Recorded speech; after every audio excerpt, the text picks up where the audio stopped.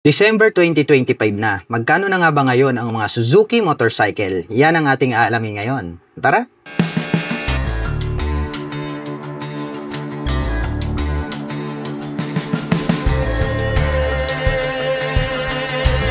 Ito pong ating Suzuki Raider R150 Pro, kapansin-pansin na ito pong kanyang headlight design ay naiiba kung ikukumpara po natin sa lahat po ng mga Suzuki Raider series. Kaya pag nakita po natin na ito pong kanyang main headlight ay kakaiba, marirecognize po natin agad na ito na po yung pinakabagong Suzuki Raider R150 Pro. Ito pong kanyang main headlight ay nahahati po ito sa tatlo at naka full LED na po para po sa kanyang high beam at low beam. At ito pong kanyang headlight ay hinango po ito at kinuha doon po sa Gixxer series. So ipapakita ko sa inyo. Ito po yung mga Suzuki Gixxer series, o di ba? Kamukhang kamukha. So ito pong kanilang Suzuki Raider 150 Pro ay parang hinawig po nila sa mga big bike style. Kaya iniba po nila ito pong kanyang headlight design. At ito pong kanyang turn signals ay nakapop up po ito. Mayroon naman po siyang little visor. At ito po ay gumagamit ng telescopic fork, naka single rotor disc brake na flower design with 2-pot caliper at equipped na po pala ito ng single channel ABS at ang sukat po ng kanyang gulong rito po sa harapan ay mayroon pong sukat na 70 by 90/17. Naka fully digital meter panel display po ito at naka smart keyless system na po ang kanyang ignition. At pagdating naman po sa kanyang mga button selectors, meron po itong high beam and low beam, turn signal selector, at horn. Habang dito naman po sa kabila, nandirito naman po yung kanyang electric starter. At mayroon po pala itong front pocket dito sa middle. Meron na po siyang integrated na USB Type-A port. At ito pong kanyang side profile, napaka-brusko no. Black color po. Ito pong kanyang seat cover. At ito po ay mayroong fuel tank capacity na 4 liters. At mayroon naman po itong fuel consumption na 45 km per liter. Dito po sa kanyang side profile, may nakalagay naman po rito na Raider. At ito po ay mayroong 6-speed manual transmission at mayroon na din po pala itong assist and slipper clutch. Ito pong kanyang tail light, the same pa rin doon po sa design ng previous model at nakapop up naman po ito pong kanyang mga bulb type na turn signals. Ito po pala ay gumagamit ng single rotor disc brake na flower design with single pot caliper na Nissin brand at ang sukat po ng kanyang gulong rito po sa likuran, ito po pala ay mayroong sukat na 80 by 90/17 at ito po ay naka-tubeless na. Pag-usapan naman po natin ang kanyang engine specification. Ito po ay mayroong 147 cubic centimeter engine displacement to be exact. Naka single cylinder dual overhead cam 4-stroke with 4 valve. At ito po ay nakakapag-provide ng maximum power na 13.5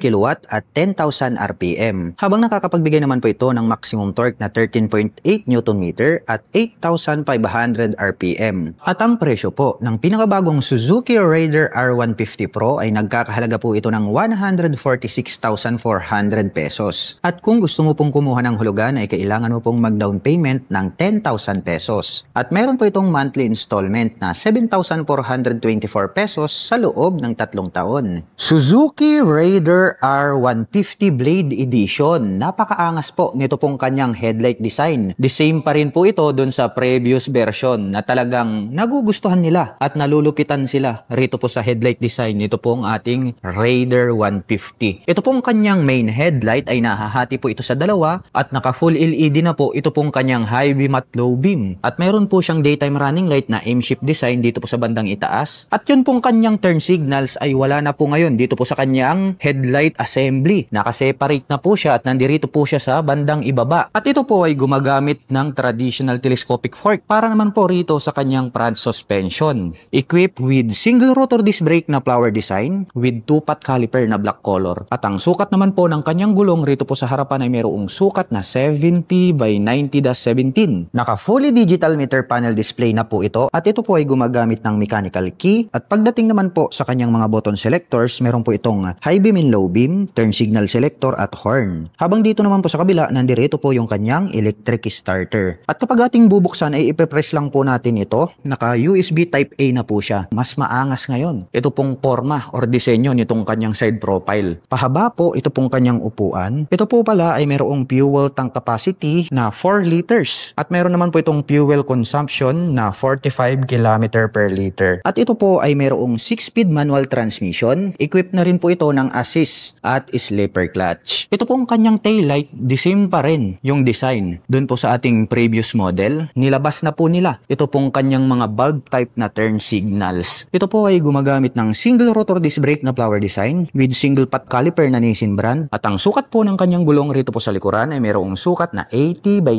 90-17. Pag-usapan po natin ang kanyang engine specifications. Ito po ay mayroong 147 cubic centimeter engine displacement. Naka single cylinder dual overhead cam 4-stroke with 4 valve. At ito po ay nakakapag-provide ng maximum power na 13.5 kW at 10,000 RPM. Habang nakakapagbigay naman po ito ng maximum torque na 13.8 Nm at 8,500 RPM. At ang presyo po ng pinakabagong Suzuki Raider R150 Blade Edition ay nagkakahalaga po ito ng 130,000 pesos. At kung gusto mo pong kumuha ng hulugan ay kailangan mo pong mag-down payment ng 9,000 pesos. At meron naman po itong monthly installment na 6,632 pesos sa loob ng 3 taon. Suzuki Access 125 Ride Connect Edition. Naka full LED na po ito pong kanyang high beam and low beam.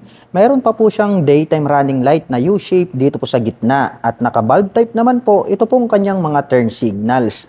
Napaka-porma talaga ng dating nito pong classic scooter na ito. At ito po ay gumagamit ng telescopic fork na black color para po dito sa kanyang front suspension.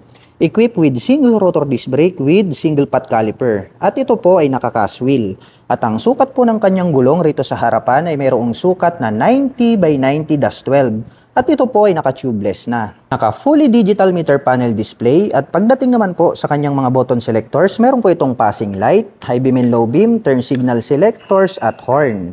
Habang dito naman po sa kabila, meron po itong engine kill switch, electric starter, at meron po siyang hazard button. At pagdating naman po sa kanyang ignition, ito po ay gumagamit ng mechanical key with shutter lock key for safety purposes. Dito po sa kabila, mayroon na po siyang built-in na USB Type-A port. Mayroon po itong 2 front pocket na maluwag, open po ito at pwedeng paglagyan ng mobile phones, etc. Mayroon po itong utility hook dito sa harapan. Mayroon din po dito sa ibaba ng kanyang upuan.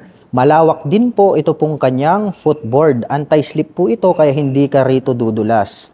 At malapad po ito pong kanyang upuan. Napaka-premium po nito pong kanyang rough na seat cover. Brown color naman po ito. Buksan naman po natin ito pong kanyang upuan. Maluwag po ito pong kanyang underseat compartment. At sa tansya ko, kasyang-kasya po rito yung half-face helmet. Black color naman po na glossy ito pong kanyang integrated na grab bar. At ito po pala ay mayroong fuel tank capacity na 5.3 liters. At mayroon naman po itong fuel consumption na 57 km per liter. At ito pong kanyang tail light ay naka full LED na po. Ito pong kanyang brake light. Mayroon pa po siyang U-shape dyan na daytime running light.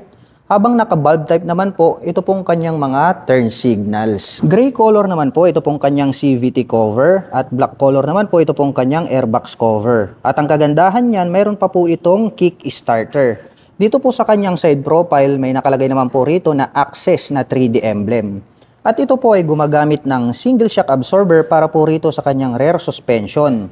Equipped with drum brake para po rito sa kanyang rear braking system. At ito po ay nakaka-cast wheel. At ang sukat po ng kanyang gulong rito po sa likuran, ito po ay mayroong sukat na 90 by 100-10. Black color po itong kanyang pipe at chrome color naman po ang kanyang head protection guard. At meron po itong single exhaust. At ito po ay gumagamit ng air-cooled para po dito sa kanyang cooling system. At pag-usapan naman po natin ang kanyang engine specifications. Ito po ay mayroong 124 cubic centimeter engine displacement. Naka single cylinder, single overhead cam, 4-stroke with 2 valve. At ito po ay nakakapag-provide ng maximum power na 8.3 HP at 6,500 RPM. Habang nakakapagbigay naman po ito ng maximum torque na 10.2 Nm at 5,000 RPM. At ang presyo po ng Suzuki Access 125 Ride Connect Edition ay nagkakahalaga po ito ng 93,900 pesos. At kung gusto mo naman pong kumuha ng hulugan ay kailangan mo pong mag-down payment ng 4,000 pesos. At mayroon po itong monthly installment na 5,034 pesos sa loob ng 3 taon. Suzuki V-Strom 250SX. Meron po itong full LED na headlight. Naka-pop up naman po. Ito pong kanyang mga bulb type na turn signals. At meron po itong clear color na visor. Naka-traditional telescopic fork dito sa harapan, habang naka-monoshock absorber naman po dito sa likuran. At may sukat na 100 by 90-19 dito sa harapan, habang mayroon naman pong sukat na 140 by 70-17 dito sa likuran. At ito po ay gumagamit ng single rotor disc brake with 2-pot caliper with ABS, habang naka-single disc brake with single pot caliper dito sa likuran with ABS. Ito po ay naka-cast wheel at naka-dual purpose pattern tires. Naka-fully digital meter panel display, naka-mechanical key ang ignition, at ito po ay naka-naked handlebar. At mayroon po itong integrated na USB charging port dito po sa harapan. At ang kanya naman pong mga button selectors, mayroon po itong passing light, high beam and low beam, turn signal selectors at ang kanyang horn. Habang dito naman po sa kabila, mayroon po itong engine kill switch at ang kanyang electric starter. At mayroon po itong 12 liters na fuel tank capacity, at mayroon naman po itong fuel consumption na 35 km per liter. Ang ganda rin po ng pagkakayari nito pong kanyang upuan. Mas mataas po itong ating back rider seat compare natin dito sa rider seat. At naka two-tone color combination naman po na black at gray ito pong kanyang seat cover. Silver color naman po ito pong kanyang integrated na grab bar, at converted na rin po ito as rear carrier. Triangle shape naman po ito pong kanyang full LED na tail light, at bulb type naman po ito pong kanyang mga naka-pop up na turn signals. Stylish po ang dating nito pong kanyang stock pipe, at mayroon po itong dual exhaust. At mayroon po itong 6-speed manual transmission. May integrated na mudguard at chain protector. At ito po ay mayroong 249 cubic centimeter engine displacement to be exact. Naka single cylinder, single overhead cam, 4-stroke with 4 valve, at nakakapag-provide po ito ng maximum power na 19.5 kW at 9,300 RPM. Habang nakakapagbigay naman po ito ng maximum torque na 22.2 Nm at 7,300 RPM. At mayroon po itong seat height na 835 mm, may ground clearance na 205 mm, may wheelbase na 1,440 mm, at mayroon naman po itong kabuang bigat na 167 kg. At ang presyo po ng Suzuki V-Strom 250SX ay nagkakahalaga po ito ng 229,000 pesos. At kung gusto mo naman pong kumuha ng hulugan, ay kailangan mo pong mag-down payment ng 31,800 pesos.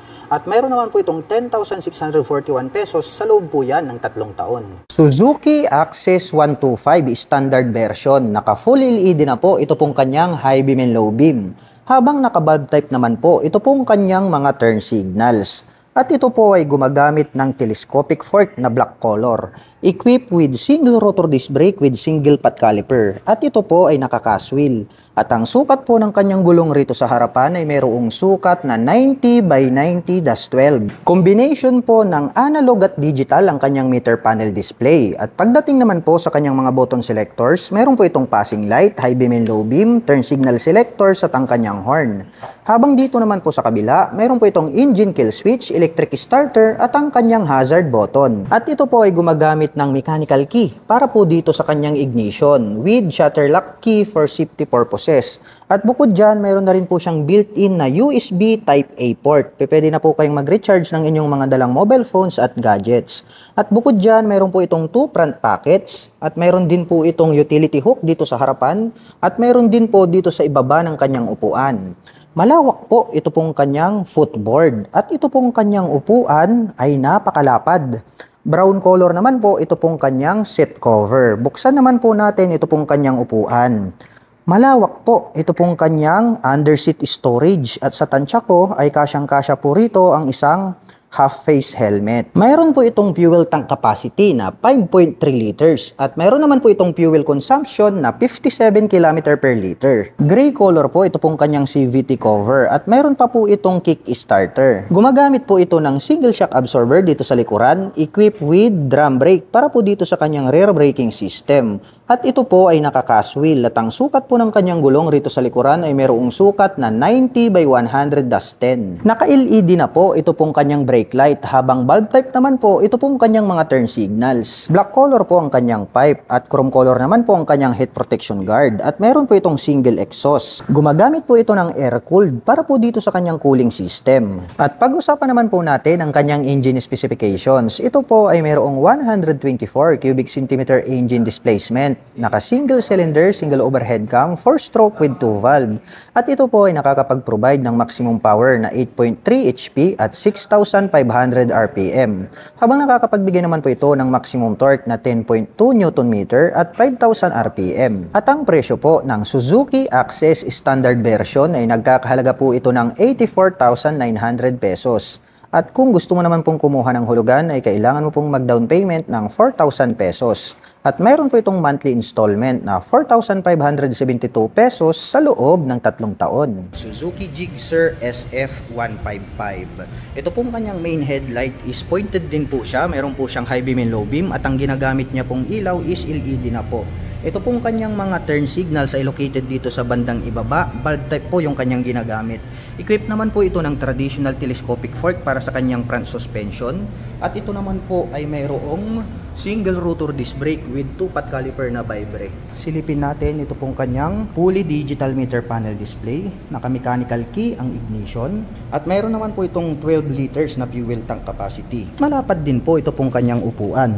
At mayroon naman po itong 5-speed manual transmission. Naka-V-shape design naman po ito pong kanyang taillight. Blue color naman po ito pong kanyang integrated na grab bar. Naka-disc brake dito sa likuran. Very sporty looks po ang dating nito pong kanyang stock pipe. At mayroon po itong dual exhaust. Naka-monoshock absorber ang kanyang rear suspension. At ang presyo po nito pong kanilang pinakabagong Suzuki Gixxer SF155 ay nagkakahalaga po ito ng 114,900 pesos. At kung balak mo naman pong kumuha ng hulugan ay kailangan mo lang pong mag-down payment dito ng 13,800 pesos. At mayroon naman po itong 5,702 pesos sa loob po yan ng 36 months. Suzuki Rider J Crossover 115cc.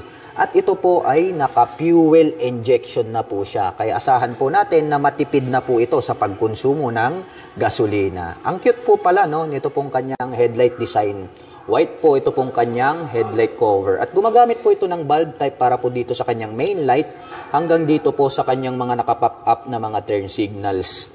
Gumagamit naman po ito ng traditional telescopic fork, black color para po rito sa kanyang front suspension. Mayroon po siyang rubber boots. Naka-single rotor disc brake na flower design with Nissin na single pot caliper. At ito po pala ay naka-spokes rim set. At ang kagandahan niyan, naka-semi dual purpose pattern tires po ito pong kanyang mga gulong. Mapunta naman po tayo dito sa kanyang meter panel display. Ito po ay gumagamit ng analog meter panel display. Naka-mechanical key ang ignition at ito po ay naka-naked handlebar. Ang lapad din po pala nito pong kanyang upuan. Black color naman po ito pong kanyang seat cover. At dito po sa kanyang side profile, may nakalagay po rito na Suzuki decal, Rider J, and then may nakalagay po dyan na FI or fuel injection na decal. At dito po sa kanyang side cover, may nakalagay naman po rito na crossover in white color na decal. Yan naman po yung kanyang model name. At ito naman pong kanyang engine is glossy black, may naka-intact dyan na Suzuki. At ito po pala ay mayroong 115 cubic centimeter engine displacement. At ang motor po na ito ay naka-semi-automatic. Meron po itong side stand at center stand. At ito naman pong kanyang swing arm is tubular po siya na square type metal po yan. At ito po ay equipped with dual shock absorber para po dito sa kanyang rear suspension. Meron po palang susian rito na kung saan ay pwede po nating buksan ito pong kanyang upuan dahil ito po ay mayroong underseat compartment na 18 liters. Kung hindi ako nagkakamali dahil hindi natin siya mabubuksan. At ito naman pong kanyang taillight matulis at ang kagandahan niyan, included na po rito yung kanyang mga turn signals dito po sa kanyang taillight assembly. At ito naman pong kanyang stock pipe, combination po ito ng silver and then black color. Mayroon naman po itong single exhaust. At gaya po ng sabi ko sa inyo, ito po ay naka-spokes rim set. Itong kanyang hub is silver color po siya. At gumagamit po ito ng mechanical drilling trailing or drum brake para po sa kanyang rear braking system. Pero ang kagandahan niyan, yung front is naka-single rotor disc brake. Kaya maporma yung kanyang dating. At gaya po ng sabi ko sa inyo, ito pong kanyang gulong is naka-semi-dual purpose pattern tires. At ang kagandahan po niyan, mayroon po itong electric starter at bukod dyan, ay meron pa po itong integrated na kick starter. At ang presyo po nito pong kanilang Suzuki Rider J Crossover 115cc ay nagkakahalaga po ito ng 70,900 pesos. At kung balak mo naman pong kumuha ng hulugan, ay kailangan mo lang pong mag-down payment ng 4,800 pesos. At meron naman po itong 3,904 pesos sa loob po yan ng 36 months. Suzuki Gixxer 155 2024 model. Ang ganda po nito pong kanyang headlight design. Dito naman po naka-install dito pong kanyang mga turn signals na naka-pop up at bulb type po yung kanyang ginagamit. At pagdating naman po rito po sa kanyang front suspension, ito po ay equipped with traditional telescopic fork. At ito po ay mayroong single rotor disc brake with 2-pot caliper na vibre para po sa kanyang front braking system. Naka-fully digital meter panel display, naka-mechanical key ang ignition, naka-naked handlebar, may 12 liters na fuel tank capacity. At mayroon naman po itong 5-speed manual transmission. Naka-monoshock absorber ang rear suspension, naka-V-shape design naman po ang kanyang tail light, naka-single rotor disc brake with single-pot caliper na vibre ang kanyang rear braking system. Ang ganda rin po nito pong kanyang upuan. At mayroon naman po itong dual exhaust at naka-fuel injection na rin po ito. At ang presyo po nito pong kanilang pinakabagong Suzuki Gixxer 155 2024 model ay nagkakahalaga po ito ng 104,900 pesos. At kung balak mo naman pong kumuha ng hulugan ay kailangan mo lang pong mag-down payment ng 11,800 pesos. At mayroon naman po itong 5,291 pesos sa loob po yan ng 36 months. Suzuki Smash Carburetor Type. Anyway, mayroon po pala itong 2 model variation. Dahil mayroon po sila ritong Mags Type with this at mayroon naman po silang version na spokes type with drum brake. At lahat po ng aking babanggitin sa kanyang specs and features ay the same lang din po sila, ngunit magkaiba po sila sa presyo. At ang kanya naman pong mga preno dito sa harapan, ito po ay naka single rotor disc brake along with single pot caliper na Nissin, habang doon naman po sa likod dito po ay naka drum brake. At ito pong kanilang Smash na carburetor type ay naka-dual shock absorber sa likuran. At gumagamit naman po ito ng analog meter panel display, naka-mechanical key ang kanyang ignition, may integrated na kick starter, at semi-automatic po ang motorcycle na ito. At kapag inyo pong bubuksan ito pong inyong upuan, nandirito po yung kanyang susian sa bandang likuran. At ito po pala ay merong enough na storage na pwede po nating paglagyan ng ating mga personal belongings. Nandirito na rin po yung kanyang fuel tank under the seat.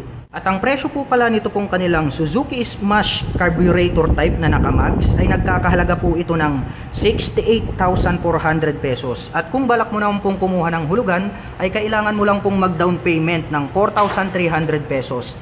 At mayroon naman po itong 3,801 pesos sa loob po yan ng 36 months. Habang ang kanila naman pong Suzuki Smash Carburetor Spokes Type ay nagkakahalaga naman po ito ng 63,400 pesos. At kung balak mo naman pong kumuha ng hulugan ay kailangan mo lang pong mag-down payment ng 4,300 pesos.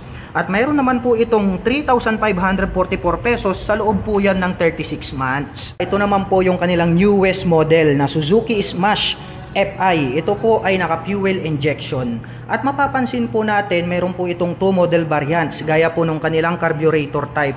Mayroon din po itong Mags type with this.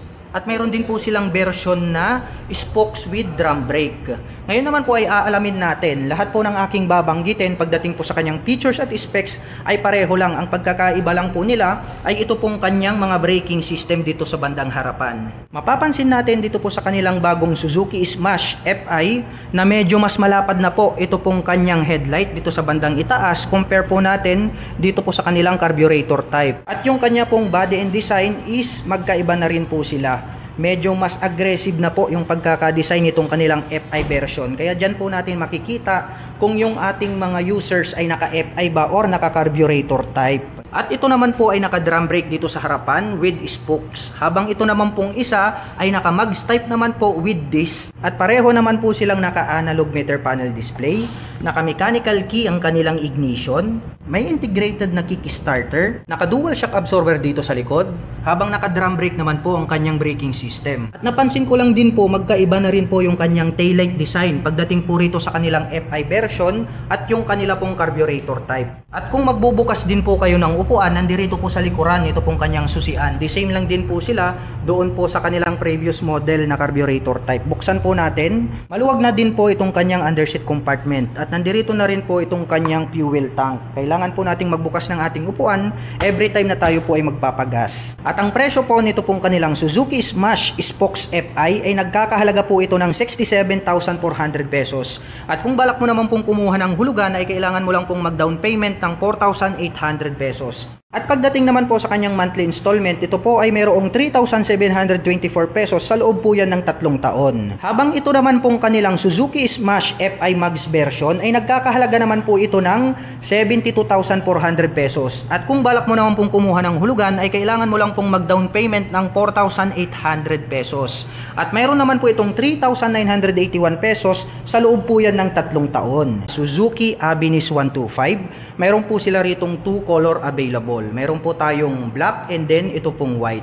Ang kagandahan naman nito po sa kanilang Suzuki Abinis 125, yung kanya pong turn signals ay nakaposition po rito sa bandang itaas, which is very visible naman po yan kapag ikaw po ay liliko sa kanan at kaliwa.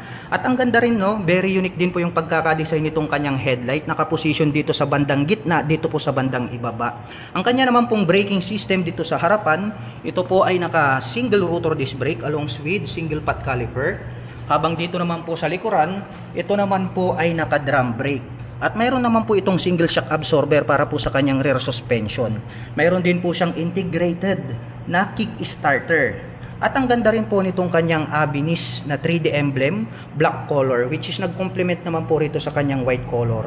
At napansin ko lang, naka two-tone color combination po pala itong kanyang seat cover. At napansin ko lang, ito po palang kanyang fuel tank ay located dito sa bandang likuran. So ang kagandahan po niyan, kapag kayo po ay magpapagas, hindi nyo na po kailangang magbukas ng underseat compartment.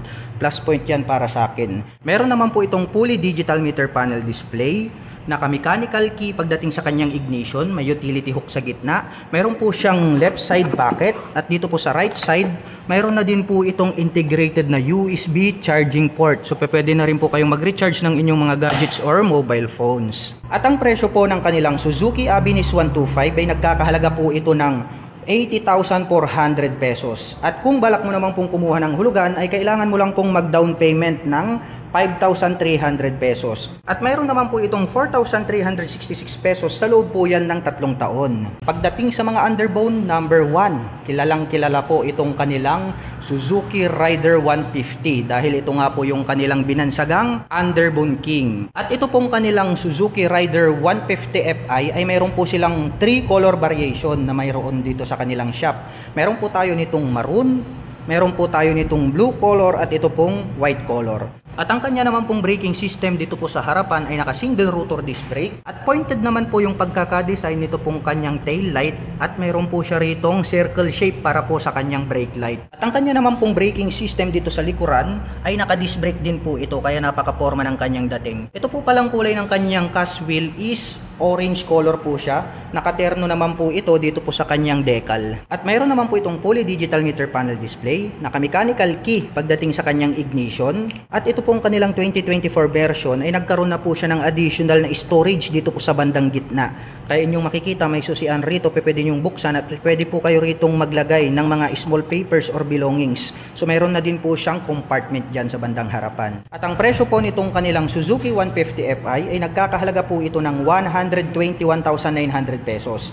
At kung balak mo naman pong kumuha ng hulugan ay kailangan mo lang pong mag-down payment ng 11,800 pesos. At pagdating naman po sa kanyang monthly installment, ito po ay mayroong 6,165 pesos sa loob po yan ng 36 months. At ito naman pong kanyang katabi, ito naman po yung kanilang Suzuki Rider 150 carburetor type. Papansin natin dito po sa kanilang Suzuki Rider 150 na carburetor type ay napaka-bulky po nito pong kanyang headlight design kung ikukumpara natin dito po sa FI. So dito may i-specify natin yung pagkakaiba sa mukha pa lang. At mayroon po pala itong attractive na visor dito sa bandang harapan. Ayan, makikita natin red color, blue color. Kung ano po yung kanyang color body, yun po yung kanyang visor. At ang kanya naman pong braking system dito po sa harapan ay naka single rotor disc brake. Hanggang dito po sa likuran, naka-disc brake din po yan. Kaya gaya ng sabi ko, napakaangas po ng dating nitong kanilang Suzuki Rider. Dahil kahit na yung carburetor at yung kanilang FI ay the same lang din po silang naka-disc brake. Color orange naman po pala yung kanilang ginamit dito po sa kanyang side engine cover hanggang dito sa top, which is yung color ng kanyang mags ay nakatierno po pala rito po sa kanyang engine cover. Kaya very attractive talaga yung kanyang dating. Mayroon po itong integrated na kick starter. Kahit po yung kanilang FI version, mayroon din po yung kick starter. Yun ang kagandahan dito po sa Suzuki Rider 150 dahil hindi po nila tinatanggal yung kanyang kick starter. At gumagamit naman po ito ng analog at digital meter panel display.